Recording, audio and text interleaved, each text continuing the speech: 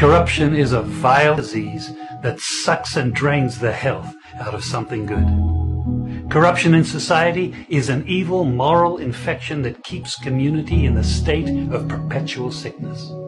Corruption is a moral virus. It's so potent it leaves its host sick, lethargic, and unable to realize and accomplish all that a well person can. Where corruption thrives, poverty and not prosperity thrives. Wealth is grabbed into the greedy, grubby hands of those who get fat on the toil and labor of good people. Corruption benefits, only temporarily, those who participate in it.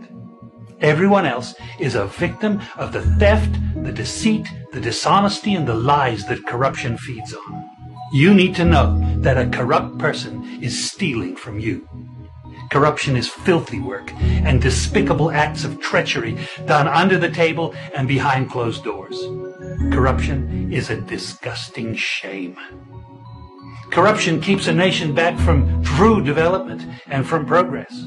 Wise investors steer clear of a corrupt environment.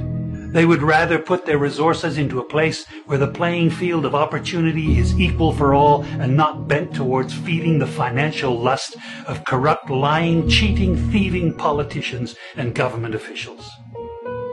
How many wonderful development projects have been lost because the investors didn't want to do business in a swamp of evil?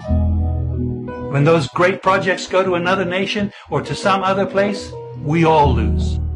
Believe me when I tell you that corruption steals from you, it steals from all of us. Corruption plunders the nation's wealth.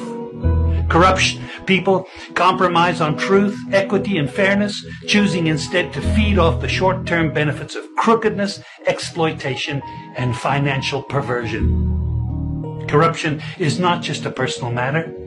It's a culture. It's a way of life, not just for individual people, but for companies, communities, governments, and nations. Corrupt nations, hiding behind large companies, will seek to invest in other weak nations in order to take over the assets of the nation that they've invested into. They will provide financial loans to a nation for the much needed infrastructure, and they will do it with assets that they provide. They will sign contracts by lining the pockets of rotten government officials who participate in this kind of corruption and are then held hostage by their own deceit and greed. Corruption is nothing less than a form of theft and national robbery. A corrupt person steals from everyone in society. We all lose when corruption is rampant.